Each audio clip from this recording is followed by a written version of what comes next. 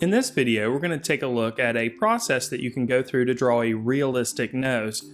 But let's first look at how people draw cartoon noses, which is really not how to draw a realistic nose. The first thing I see people do is they'll draw a little L, maybe at a diagonal. Another popular technique for drawing a nose is they'll draw the L in the opposite direction, maybe put a little nose flap on there for the nostril. Some people like to draw an upside down U and they'll put a couple of nostrils in there. These are all great cartoon noses, but remember, we're looking for a realistic nose. Another popular technique is to draw a W with an extra U and maybe a couple lines for the edges of the nose. Now, these are all great cartoon noses, but remember, we're looking for a way to draw a realistic nose, and sometimes it's hard to get those techniques out of your mind in order to draw one that's realistic. So let's take a look at a few things to keep in mind so that you can draw a realistic nose. The first thing you might want to do is measure the distance of the nose on the paper. So in other words, the top part of the nose where the brow line would be and the bottom portion of the nose. After you've got a good idea of where those locations are, you can draw a shape for the nose, and in this case it would be a triangular shape. Now we're going to look at a series of 4 lines. The first lines we're going to look at are the lines that happen on the inside part of the nostrils. Then we'll just simply draw those lines. So we're going to be looking at 4 lines here, and then the rest is all value. So there's our first line. Now our second line is the nostril on the other side, and very seldomly will it be a mirror image of the first nostril. Alright, the next lines we want to look at are the lines that happen on the outside portion of the nostrils. And then we'll draw the lines for the outside parts of the nostrils in our drawing. Now every nose is different, so these lines are going to be a little bit different on every person that you draw. But it's important to pay attention to these lines initially.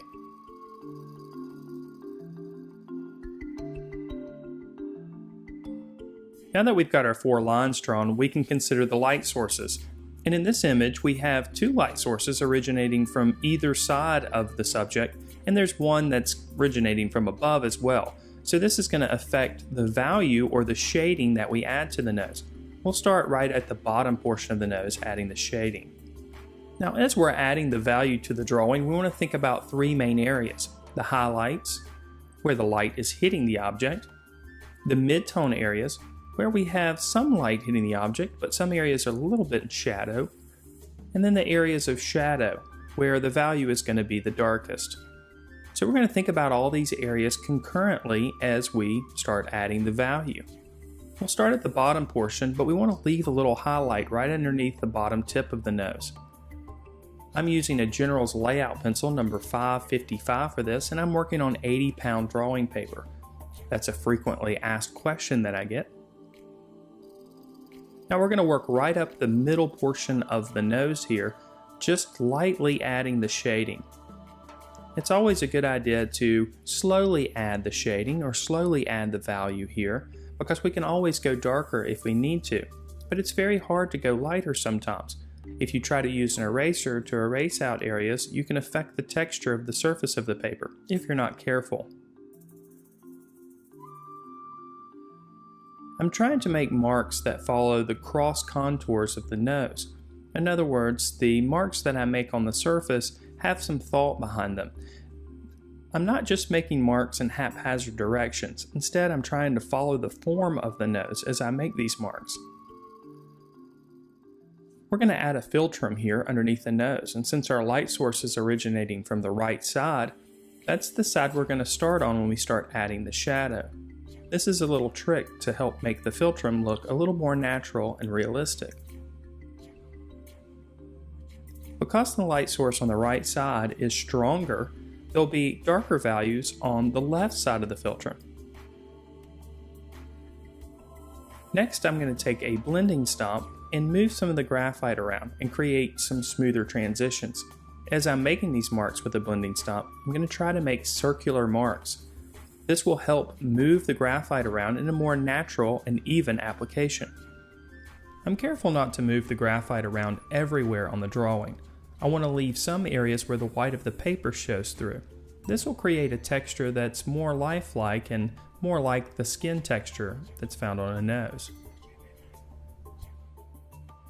If you don't have a blending stump, you can create one by rolling up a small piece of paper. I'm going to use a blending stump here instead of using my finger. You see, your finger has oils in it, and if you use your finger to smear the graphite on the surface, some of the oils from your finger will mix with the graphite, almost creating somewhat of a paint, which will be hard to erase and even harder to control.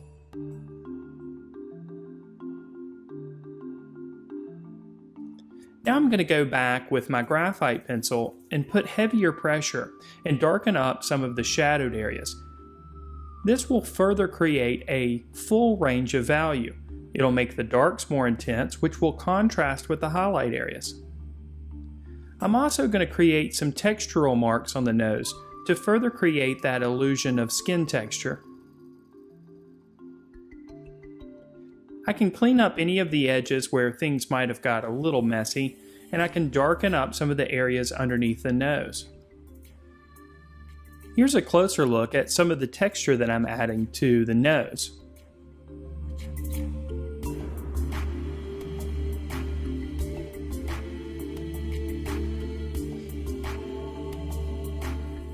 I'll continue to go back and forth with the blending stump and with the graphite pencil until I create an illusion that I'm pleased with. Now this particular subject has a bit of facial hair underneath the nose, so I'm going to add some marks to create the illusion of hair.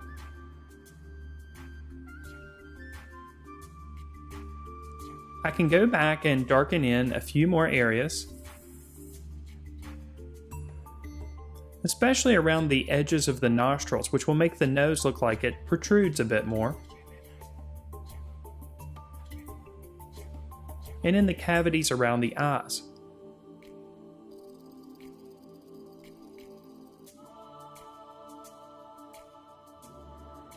With a few last finishing touches, my drawing of a nose is complete.